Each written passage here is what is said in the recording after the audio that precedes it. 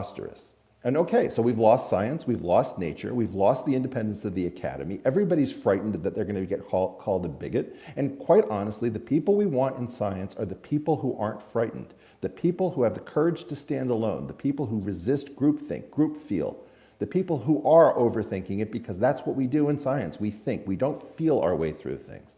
That's why it's a counterweight. If you want feelings, by all means, go watch a soap opera. But this is science, and this is not scientific, and quite frankly, what we are doing is performative, it's silly, and I'm going to drop the biggest issue of all. The science establishment fights to make sure that it doesn't have to take extraordinary measures to bring blacks, women, and other minorities into science by using our immigration system, and they've studied this internally at the National Science Foundation, originally in the Policy Research and Analysis Division under Eric Bloch and Peter House in the mid-1980s.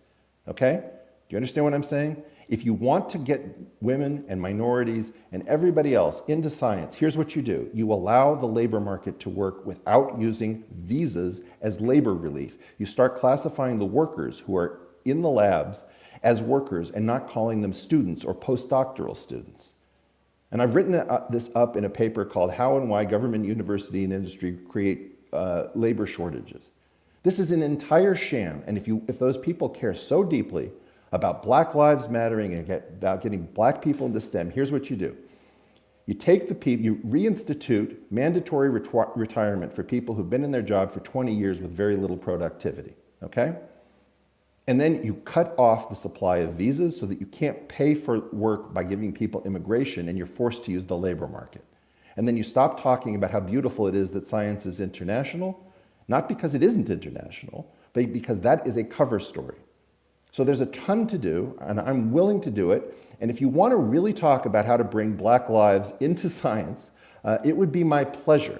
So if you want to come after me and call me a bigot, I would be so happy to take the National Science Foundation and the National Academy of Sciences on one hell of a Nantucket sleigh ride to point out that they have studied internally how it is that women and minorities come into science, and that they sought to fake a labor shortage in order to get relief so that it didn't have to happen.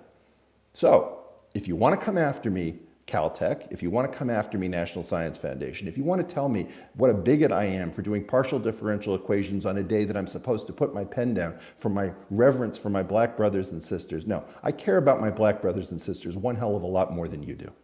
Because I've been at this since the 1980s. And if you read my papers and you read my work, you will see that it has been consistent. It's not one day, it's a lifetime commitment. And I've said something else to you, okay? And that is this. The soul of American science is the middle finger.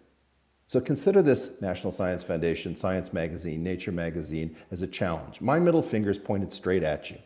You're weak, you're cowardly, you don't deserve to be in charge of science. You've jumped the shark, you don't know what you're doing. And if you want to talk about how to get blacks into science, I'm absolutely your guy. Come after me. Understood? Thank you. Love you guys.